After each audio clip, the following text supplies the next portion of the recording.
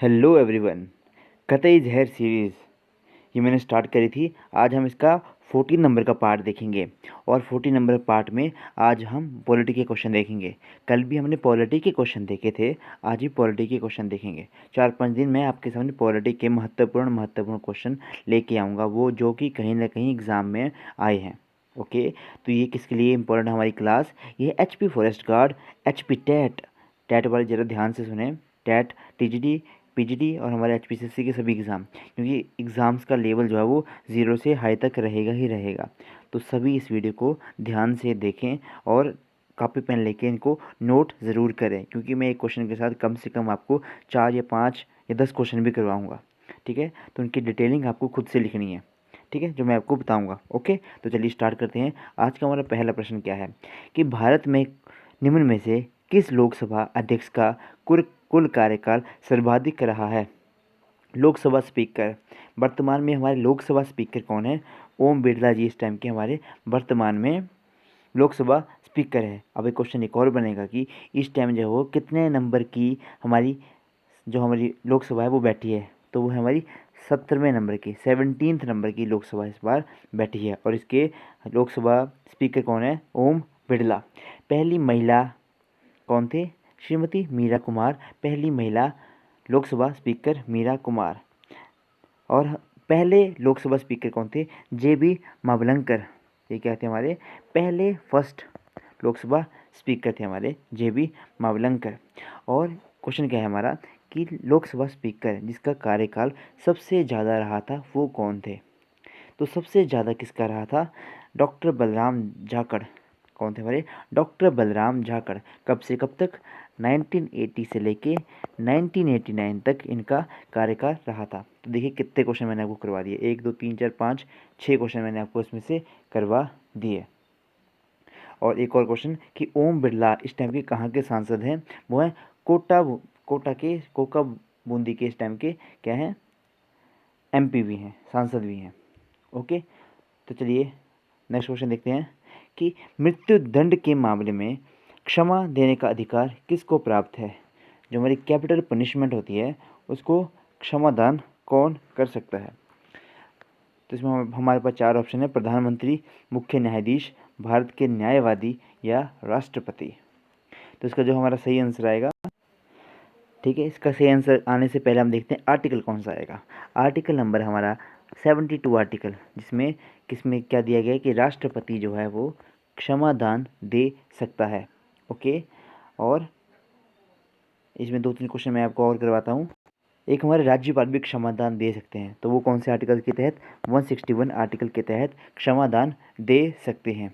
अब इसमें 2 ऑप्शन आएंगे आपके कि मृत्यु दंड और कैपिटल पनिशमेंट को कौन माफ़ कर सकता है? तो वो सिर्फ हमारे राष्ट्रपति ही माफ़ कर सकते हैं। लेकिन अभी कुछ दिन पहले सुप्रीम कोर्ट में एक फैसला आया कि हम जो हमारे राज्यपाल हैं, अगर किसी की जो अगर तो सुप्रीम कोर्ट का क्या फैसला आया कि अगर 14 साल हो गए किसी को, तो उसके बाद जो है वो सज़ा को कम कर सकते हैं। हमारे राज्यपाल मृत्युदंड को भी क्षमा कर सकते हैं। ठीक है, तो इसमें हमारा क्या आ गया? राष्ट्रपति इसमें हमारा राइट ऑप्शन आ गया।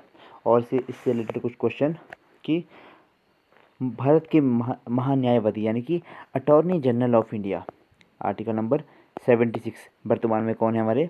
आगे लिखता हूँ, के वेणुगोपाल वर्तमान के हमारे अटॉर्नी जनरल हैं।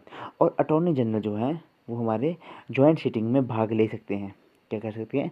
जो जॉइंट सीटिंग होती है हमारी बोथ हाउसेस की, जो किसके द्वारा बुलाई जाती है? हमारे राष्ट्रपति के द्वारा बुलाई जाती है। ठीक है, उनको क्या कर सकते हैं? ये ज्वाइन कर सकते हैं, लेकिन इनको वोटिंग का अधिकार नहीं होता है। क्वेश्चन आता है कि इकलौते ऐसी कौन सी भारत में पोस्ट है जो कि डायरेक्ट जाके संसद में जाके मतलब बैठ सकते हैं, जॉइंट सीटिंग में भाग ले सकते हैं? तो वो कौन है? हमारे अटॉर्नी जनरल। और ये हमारे सबसे बड़े वकील होते हैं। जितने भी केसेस होते हैं ना सरकार के खिलाफ या सरकार के खिलाफ केस होते हैं ना, तो सबसे ज़्यादा गालियाँ इन्हीं को पड़ती हैं। ठीक है, इन्हीं को सुनना पड़ता है हर बार। और एक और क्वेश्चन था हमारा कि जॉइंट सीटिंग की अध्यक्षता कौन करता है? वो लास्ट क्वेश्चन मैंने आपको बताना था कि जॉइंट सीटिंग की अध्यक्षता लोकसभा स्पीकर ही करते हैं। नेक्स्ट क्वेश्चन हमारा, भारत का निम्नलिखित में से कौन सा राष्ट्रपति निर्विरोध निर्वाचित हुआ? निर्विरोध यानी कि सामने सामने के जितने भी हमारे इनके कैंडिडेट थे उनके सभी का रिजेक्शन होगी। तो उसमें से कौन थे हमारे नीलम संजीव रेड्डी, ये जो थे इनको जो था निर्विरोध निर्वाचित किए गए। किसको, इससे पहले ये किससे हारे थे, इससे पहले ये वी गिरी से हार गए थे। ठीक है, वी गिरी से ये हार गए थे। और हमारे एक और मैं आपको क्वेश्चन बताता हूँ इनमें कि जो हमारे रामनाथ कोविंद जी हैं इनका कार्यकाल कब शुरू हुआ था, 25 जुलाई 2017 को इनका कार्यकाल शुरू हुआ था। और ये 14वें नंबर के हमारे राष्ट्रपति हैं, 14वें नंबर के राष्ट्रपति हैं हमारे ये। नेक्स्ट क्वेश्चन देखते हैं।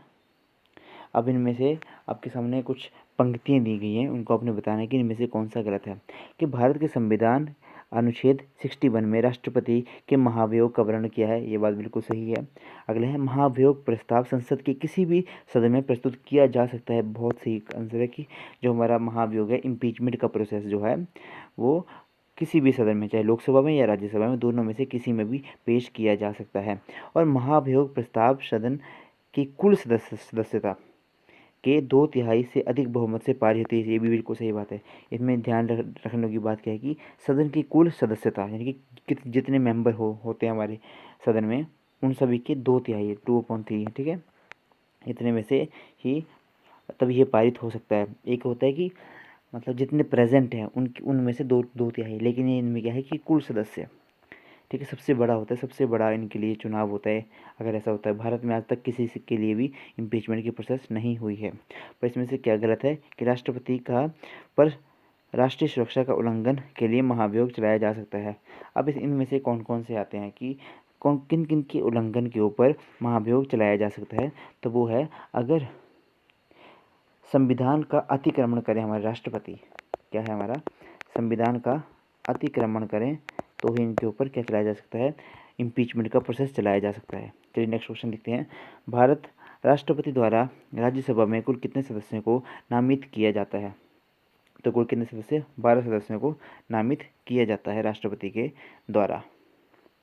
ठीक है, और मैं इसमें से एक और आएगा कि किस किस क्षेत्र से चुना जाते हैं।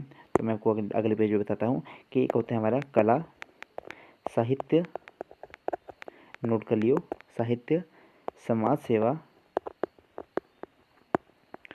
और लास्ट आता है हमारा विज्ञान। इनमें जो है वो राष्ट्रपति जो है वो इन क्षेत्रों से 12 मेंबर चुनते हैं राज्यसभा में। अब इनमें आते हैं राज्यपाल। अब राज्यपाल में इनमें एक एडिशन हो जाता है, और वो कौन सा होता है, सहकारी सेवा।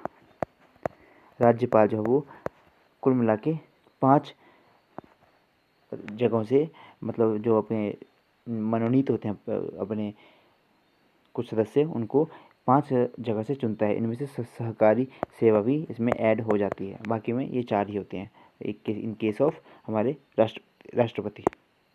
नेक्स्ट क्वेश्चन, भारत के संविधान के डैश के अनुसार राष्ट्रपति के पास अध्यादेश जारी करने का शक्ति होती है। 4 ऑप्शन और हमारे पास 4 क्वेश्चन, अलग अलग क्वेश्चन और बढ़िया क्वेश्चन जो एग्जाम में देखने को मिलते हैं। राष्ट्रपति ऑर्डिनेंस कैसे, कौन से आर्टिकल से पारित करता है, आर्टिकल नंबर 1, 2, 3। राज्यपाल कौन से आर्टिकल से हमारा ऑर्डिनेंस पारित करते हैं, आर्टिकल 213।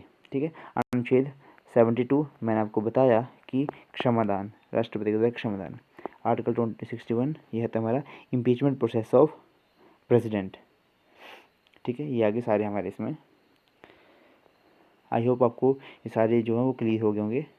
तो चलिए अगले देखते हैं कि संवैधानिक उपचारों के अधिकार के तहत आता है। संवैधानिक उपचारों के अधिकार डैश के तहत आता है। ठीक है, किसके तहत, ये संवैधानिक उपचार जो हमारे आते हैं। अब मौलिक अधिकार, कानूनी अधिकार, संवैधानिक अधिकार और प्रकृति अधिकार। देखो ये तो डायरेक्ट जो कट हो जाते हैं। संवैधानिक अधिकार भी एक तरह से ठीक है और मौलिक अधिकार भी एक तरह से ठीक है, लेकिन जो सबसे करेक्ट है वो है हमारा मौलिक अधिकार। फंडामेंटल राइट के अंदर आता है हमारा कॉन्स्टिट्यूशन रेमेडीज, आर्टिकल नंबर 32। इसमें से क्या करते हैं, सुप्रीम कोर्ट जो है वो रिट जारी करते हैं। कितने तरह के रिट जारी करते हैं, 5 तरह की रिट जारी करती है हमारी सुप्रीम कोर्ट। ठीक है, अब आती है बात हाई कोर्ट।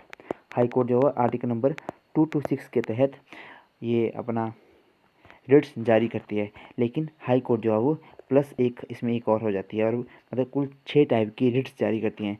5 जो होती हैं वो हमारी जो सुप्रीम कोर्ट होती है वो, प्लस इसमें कौन सी ऐड होती है, इंजंक्शन। ठीक है, अब उनमें से 5 आती हैं हमारे, जो हमने आपने पढ़ा होगा, मैंडेमस, हिबिस कॉर्पस, ठीक है, बंदी प्रस्तुतिकरण कौन सा होता है वो, ठीक है, वो सारी आती हैं रिट्स। चलिए ये क्वेश्चन भी कंप्लीट। तो इसी तरह से आज के हमारे सारे क्वेश्चन होते हैं कंप्लीट। वीडियो कैसी लगी तो कमेंट बॉक्स में ज़रूर बताना। जो फर्स्ट टाइम आए हैं चैनल को लाइक शेयर और सब्सक्राइब ज़रूर करें। Okay, this is all for today. Thank you and have a nice day.